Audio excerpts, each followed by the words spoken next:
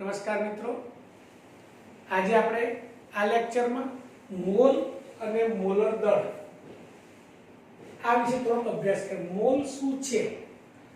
Mall તમે 8મા 9મા 10મા સંખ્યા સાંભળતા આવ્યા છો. શાના માટે સંખ્યા છે? તો આપણે આપણા રોજિંદા વ્યવહારમાં અમુક સંખ્યા માટે અમુક શબ્દનો ઉપયોગ કરતા હોઈએ છીએ. જેમ કે 12 નંગ. 12 નંગ એટલે 12 સંખ્યા માટે 1 ડઝન આ શબ્દનો ઉપયોગ કરીએ છીએ. કેળા, 1 ડઝન કેળા એટલે 12 નંગ શબ્દ વપરાતો હોય છે. કોઈક વખતે 20 નંગ, 20 નંગ માટે એક કોળી, ઉત્તરાયણ ઉપર આપણે જ્યારે પતંગ લેવા જઈએ છીએ ત્યારે આપણે એક કોળી પતંગ શબ્દ એટલે 20 નંગ આવે અંદર આ શબ્દ વાપરે છે. ગ્રોસ, એક ગ્રોસ એટલે 12 ડઝન, પણ એક ડઝન એટલે 12 સંખ્યા એટલે 12 ગુણ્યા 12 એટલે 144 નંગ કાગળના લાવીએ છીએ. નંગ કાગળમાં તો આપણને એક ગા કહીએ છીએ શબ્દ. તો જેમ રોજિંદા વ્યવહારમાં આ બધા શબ્દ આપણે રોજિંદા વ્યવહારમાં અમુક શબ્દ અમુક સંખ્યા માટે અમુક શબ્દ મૂકીએ છીએ. કયા શબ્દ? ડઝન, કોળી, ગા. આવી જ રીતે રસાયણ વિજ્ઞાનના વ્યવહારમાં, હવે રસાયણ વિજ્ઞાનની વાત કરું, રસાયણ વિજ્ઞાનમાં અમુક સંખ્યા માટે મોલ શબ્દ વપરાય. કઈ સંખ્યા છે એ ચોક્કસ છે. 6.022 ગુણ્યા 1023 આટલા નંગ બરાબર 1 મોલ કહેવાય. આ નંગ એટલે સંખ્યા દર્શાવે છે. આટલા સંખ્યા માટે 1 મોલ વિજ્ઞાનના વ્યવહારમાં સંખ્યા વપરાય. એટલે કે 1 મોલ બરાબર 6.022 ગુણ્યા 1023 સંખ્યા. આ સંખ્યાને આપણે એવોગ્રેડો આંક તરીકે ઓળખીએ છીએ. તો આ સંખ્યાને આપણે એવોગ્રેડો આંક, જેને સંજ્ઞામાં Na બોલ્ટ્ઝમાન અચળાંક પરથી આપણે એવોગ્રેડો આંક કહે છે. મિત્રો, બીજો પ્રશ્ન થાય, આ સંખ્યા શેના માટે લાગુ પાડી શકાય? કેમ મોલ સંકલ્પના અસ્તિત્વમાં આવી? તો જ્યારે અતિ સૂક્ષ્મ પદાર્થ હોય ને, એકદમ નાનામાં નાનો ઓછો પદાર્થ, મીઠું, ચપટી આપણે મીઠું લઈએ ને, એની અંદર અસંખ્ય ગણી ન શકાય એટલા મીઠાના કણો હોય છે. એ ગણવા અશક્ય છે. આવા નાના પદાર્થમાં પણ અસંખ્ય કણોની ગણતરી કરવી હોય ને તો મોલ સંકલ્પના દ્વારા આપણે સમજી શકીએ છીએ. હવે આ મોલ સંખ્યા શાના માટે લાગુ પડે? તો 1 મોલ એટલે કે 6.022 ગુણ્યા 1023 આ સંખ્યા કોઈ પરમાણુ માટે લાગુ પાડી શકાય, કોઈ પરમાણુ હોય એના માટે લાગુ પાડી શકાય, કોઈ અણુ માટે સંખ્યા લાગુ પાડી શકાય, કોઈ આયન માટે લાગુ પાડી શકાય, કોઈ ઇલેક્ટ્રોનની સંખ્યા માટે લાગુ પાડી શકાય. ચલો કે 1 મોલ ઇલેક્ટ્રોન એટલે ખાલી જગ્યાએ ઇલેક્ટ્રોન, તો 1 મોલ ઇલેક્ટ્રોન બરાબર 6.022 ગુણ્યા 10³ ઇલેક્ટ્રોન. 1 મોલ પરમાણુ એટલે 6.022 ગુણ્યા 10. આપણને જ્યાં મોલ શબ્દ આવે મગજમાં એક જ શબ્દ આવવો જોઈએ, 6.022 ગુણ્યા 1023. પરમાણુની સંખ્યા મોલમાં સમજાવાય, અણુની સંખ્યા મોલમાં લેવાય, આયનની સંખ્યા લેવાય, ઇલેક્ટ્રોન, પ્રોટોન, ન્યુટ્રોન, આ બધા નાના કણો છે ને, નાના કણો માટે મોલની સંખ્યા આપણે સંપર્કમાં આવતા હોય છે. તો આ મોલની જ્યારે સંખ્યા વાત કરતા હોય, 1 મોલ, દાખલે 1 મોલ પરમાણુ હોય. ચલો 1 મોલ કાર્બનના પરમાણુ, આ શબ્દ છે. 1 મોલ કાર્બનના પરમાણુ એટલે કેટલા પરમાણુ થાય? મોલ શબ્દ આવ્યો એટલે મગજમાં આવશે 6.022 ગુણ્યા 1023 કાર્બનના પરમાણુ કહી શકીએ. જેમ પરમાણુ માટે શબ્દ લખ્યો, અણુ માટે પણ લખી શકાય. 1 મોલ Na3 અણુના અણુ, અણુ બરાબર, ચલો 1 મોલ એમોનિયાના અણુ કેટલા હોય 1 મોલમાં? તો 6.022 ગુણ્યા 1023 અણુ સંખ્યા વાપરી શકાય. તો આ સંખ્યા આવી ક્યાંથી? તો તમને એ 1 મોલ શબ્દ આવે એટલે 6.022 ગુણ્યા 1023 સંખ્યા વાપરી શકાય. તો મોલ શબ્દ આવે અણુ માટે લાગુ પાડી શકાય, પરમાણુ માટે લાગુ પાડી શકાય, ઇલેક્ટ્રોન માટે લાગુ પાડી શકાય, પ્રોટોન માટે લાગુ પાડી શકાય છે. તો હવે મોલર દળ, હવે શબ્દ મોલ, હવે મોલર દળ એટલે શું પહેલા સમજીએ કે એ મોલર દળ,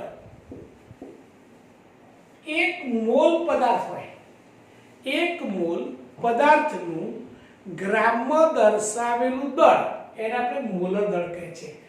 1 મોલ પદાર્થનું ગ્રામમાં દર્શાવેલા દળને મોલર દળ કહે છે. આ મોલર દળને બીજો શબ્દ આણ્વીય દળ પણ કહે છે. દાખલા તરીકે 1 મોલ પદાર્થ, ભાઈ એમોનિયા, ચલો 1 મોલ એમોનિયા છે, 1 મોલ એમોનિયા એટલે કે કેટલા મોલ એમોનિયાના અણુ હશે? 6.022 ગુણ્યા 1023 અણુ હોય.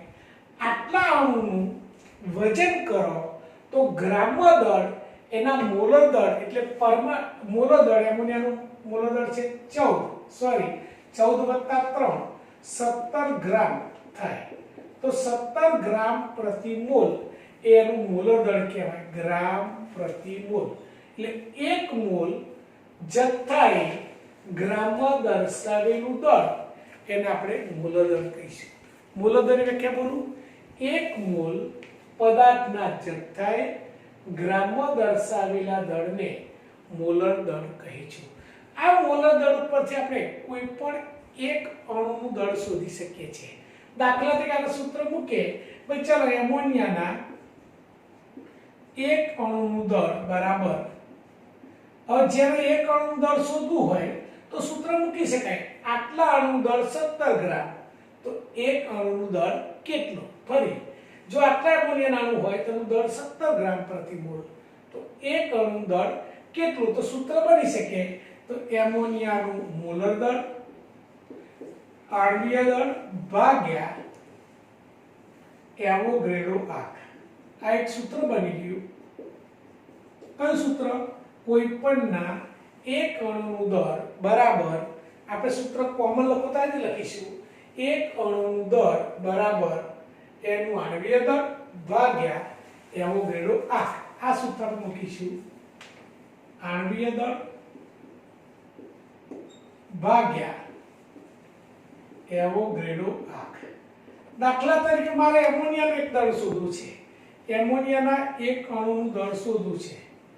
1 અણુનું દળ બરાબર, તમે જાણો છો એમોનિયાનું આણ્વિક દળ 17 છે, 17 ભાગ્યા એવોગાડ્રો આંક 6.022. હવે તમે ભાગાકાર કરશો તો તમને ખબર પડે કે એમોનિયાના 1 અણુનું દળ આ રીતે લઈ શકાય. ચલો મારે કાર્બન ડાયોક્સાઇડના 1 અણુનું દળ લેવું હોય તો ઉપર કાર્બન ડાયોક્સાઇડનું આણ્વીય દળ 44 ભાગ્યા એનું એવોગાડ્રો આંક 6.022 ગુણ્યા 10. ચલો મારે પાણીના 1 અણુનું દળ શોધવું હોય તો પાણી 18 ભાગ્યા એવોગાડ્રો આંક. તો મિત્રો જેમ 1 મોલ જથ્થાનું ગ્રામમાં દર્શાવેલા દળને મોલર દળ કહેવાય છે, એવી જ રીતે 1 મોલ પરમાણુ હોય, 1 મોલ પરમાણુનું ગ્રામમાં દર્શાવેલા દળને એનું પરમાણ્વીય દળ પણ કહી શકાય. પરમાણ્વીય દળ આના ઉપરથી આપણે 1 પરમાણુ દળ શોધી શકાય. આ જ સૂત્રથી પરમાણુ દળ શોધીએ છીએ કોઈ પરનું. ચલો ઓકે, 1 પરમાણુનું દળ બરાબર પેલામાં અણુ હોય તો આણ્વીય દળ લખતા, પરમાણુ છે તો પરમાણ્વીય દળ ભાગ્યા એવોગાડ્રો આંક. ચલો હવે મારે કાર્બનનું શોધવું છે, તો કાર્બનના એક પરમાણુનું દળ બરાબર, ચલો તમે જાણો છો કાર્બનનું પરમાણુ દળ 12 ભાગ્યા વગર 6.022 ગુણ્યા 10 ની 23, તો આ જે ભાગ આવશે 1.99 2648 ગુણ્યા -23 ગ્રામ. તો કાર્બનના એક પરમાણુનું દળ, કોઈ પણ એક પરમાણુ દળ શોધવું હોય તો એનું પરમાણુ અણુ હોય તો આ સૂત્ર યાદ રાખજો, પરમાણુ દળ શોધવું હોય તો આ સૂત્ર મૂકી શકાય. આ જ રીતે ઓક્સિજનના એક પરમાણુ દળ, ચલો પ્રશ્ન પૂછાય ટૂંકમાં, ઓક્સિજનના એક પરમાણુ દળ ગ્રામમાં શોધો, તો તમારો ઓક્સિજનના એક પરમાણુ દળ, તો એનો પરમાણુ દળ 16 ભાગ્યા 6 એવોગાડ્રો કરીશું 6.022 ગુણ્યા 10 ની, તમે જે જવાબ આવે એ એક પરમાણુ દળ આપણે કહી શકીએ છીએ. તો મિત્રો આ રીતે પરમાણુ દળ શું છે, મોલર દળ શું છે, મોલ સંકલ્પના શું છે એ સમજ્યા બાદ હવે બીજો મુદ્દો છે અણુસૂત્ર પરથી ટકાવારી. નાનો મુદ્દો છે બંધારણીય ટકાવારી. કોઈ પણ સંયોજનમાં તત્વનું પ્રમાણ કેટલું છે, કોઈ પણ સંયોજનમાં તત્વનું પ્રમાણ ટકાવારી કેટલી છે, તો આપણે એમાં એક મુદ્દો છે બંધારણીય ટકાવારી.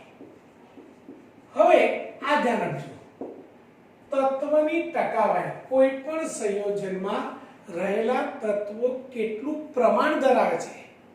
પાણી લો તો પાણીમાં હાઇડ્રોજનનું ટકા કેટલા છે, ઓક્સિજનનું કેટલા ટકા છે, તો એ આ રીતે શોધાય. બંધારણીય ટકાવારી અણુસૂત્ર પરથી શોધી શકાય છે. દરેક તત્વની ટકાવારી અણુસૂત્ર આપેલું હશે તો એના ઉપરથી આપણે શોધી શકીશું. એના માટે સૂત્ર છે તત્વની ટકાવારી બરાબર જે તત્વની શોધવી હોય એનું પરમાણુ દળ, તત્વનું પરમાણુ દળ ભાગ્યા એનું આણ્વીય દળ લેવાનું સંયોજનનું, અને ગુણ્યા જે આવે એને કન્વર્ઝન 100 માં કરવાનું છે. આપણે અણુસૂત્ર આપેલું હોય તો પહેલા આણ્વીય દળ શોધવું પડે, તત્વનું પરમાણુ દળ જાણો છો. દાખલા તરીકે એક લઉં નાનું ઉદાહરણ, H2O માં રહેલા H અને O ને બંધારણીય ટકાવારી ગણો. ભાઈ H2O સંયોજન છે, એમાં H ના કેટલા ટકા છે, O ના કેટલા ટકા છે, તો આપણે ટકાવારી માટે સૂત્ર મૂકીશું. ચલો પહેલું સૂત્ર આવશે H ની ટકાવારી બરાબર, ચલો H2 માં H કેટલા છે 2, તો 2 કૌંસમાં H નું પરમાણુ દળ સૂત્ર પ્રમાણે ગુણ્યા 100 ભાગ્યા H2O નું આને તો તમે જાણો છો 18 આપણે સ્વીકારેલું છે 18, એટલે 2 કૌંસમાં 1 ગુણ્યા 100 ભાગ્યા 18, એટલે 200 ભાગ્યા 18 આપણે જે કરીશું તો લગભગ 11.11% આપણને પાણીમાં હાઇડ્રોજનના રહેલા છે. ઓક્સિજનના જોઈશું, O ની ટકાવારી બરાબર, હવે H2O માં O એક છે, H કેમ 2 લીધા, H2O માં H ની પરમાણુ સંખ્યા 2 હતી એટલે 2 લીધેલા. અહીંયા O એક છે એટલે 1 કૌંસમાં O નું પરમાણુ દળ ગુણ્યા 100 ભાગ્યા 18, 1 કૌંસમાં 16 ગુણ્યા 100 ભાગ્યા 18, આ જવાબ 88.88% આવે છે. તો આ રીતે પાણીમાં રહેલા તત્વોની ટકાવારી આપણે શોધી શકીએ છીએ. કોઈ પણ સંયોજન હોય, સંયોજનના અણુસૂત્ર પરથી આપણે એની ટકાવારી શોધી શકીએ છીએ. ગ્લુકોઝ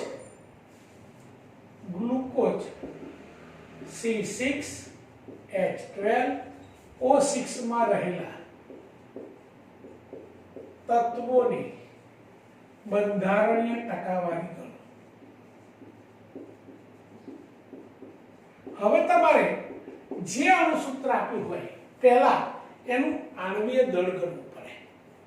આણ્વીય દળ ગણ્યા પછી આપણે એની ટકાવારી આપણે ગણતા હોઈએ છીએ. હવે હું જોઉં કાર્બનની ટકાવારી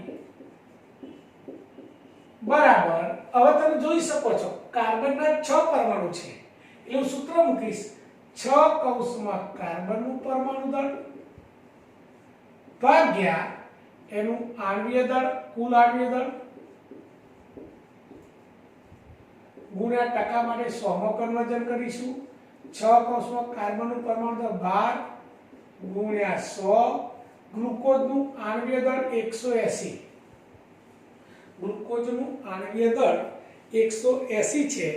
તો આના ઉપરથી ટકાવારી આપણે જે ગણીશું એ 6 ગુણ્યા 12 72 ગુણ્યા 100 ભાગ્યા 100 લગભગ 40% આપણને કાર્બનની ટકાવારી મળે છે. ચલો H ની ટકાવારી શોધવી છે.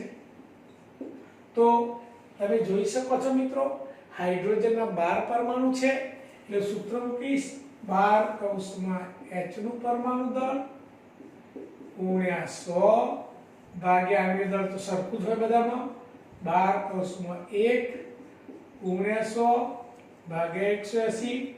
આનો તમે જ્યારે ગણતરી કરશો તો હાઇડ્રોજનના ટકા 6.66 જેવા મળે છે આપણને 6.66%. ત્રીજું છે પાછું ઓક્સિજન. ચલો ઓની ટકાવારી શોધવી છે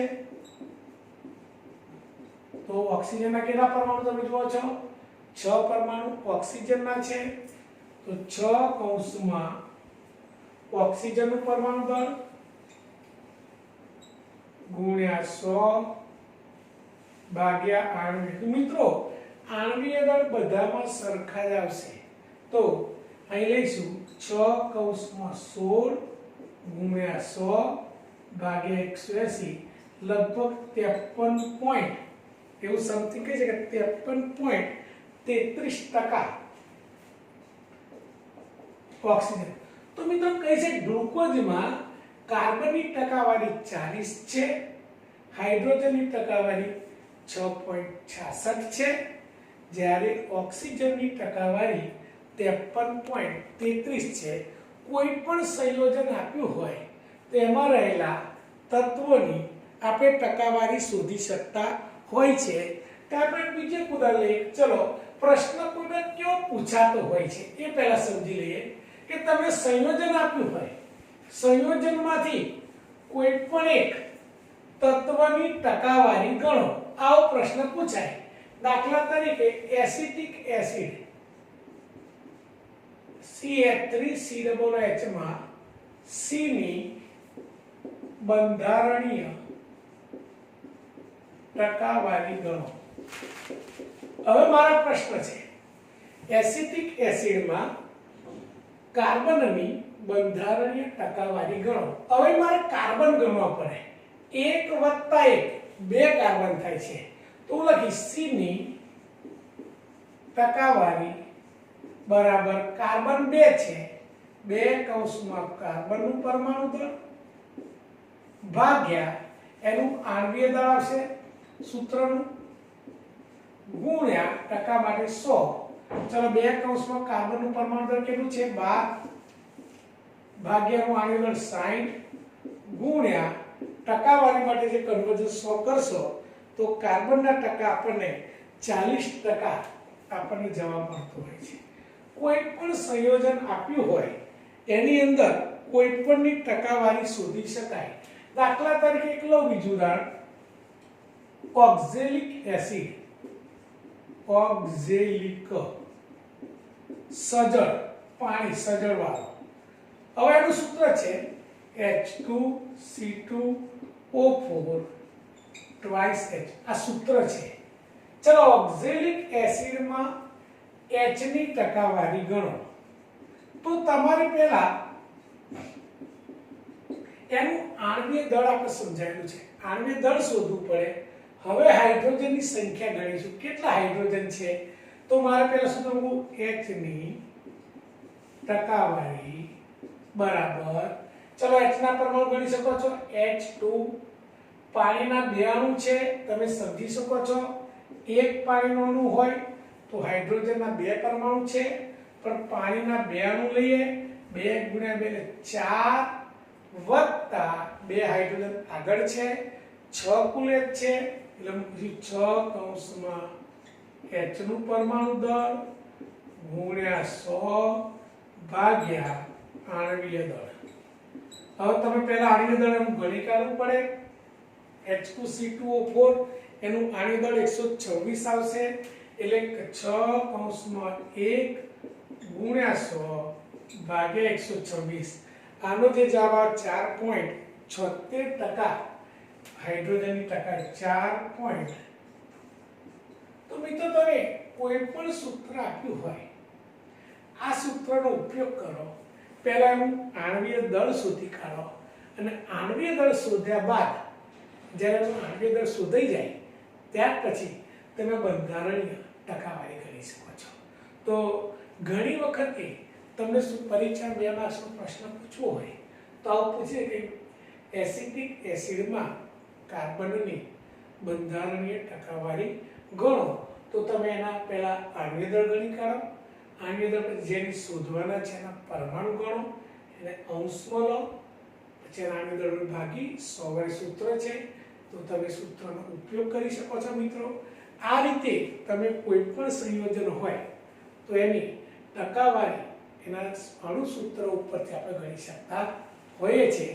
તો નેક્સ્ટ ટાઈમ પછી આપણે જ્યારે અત્યારે અણુ સૂત્ર પરથી ટકાવારી શોધી, હવે ટકાવારી આપેલી હોય તો અણુ સૂત્ર કઈ રીતે શોધી શકાય એ આપણે વિડિયો જે બીજો વિડિયો જે છે એ નેક્સ્ટ ટાઈમ તમને હું ટકાવારી પરથી અણુ સૂત્ર કેવી રીતે શોધવું એ તમને સમજાવીશ. તો ઓકે, બાય મિત્રો બધાને, થેન્ક યુ.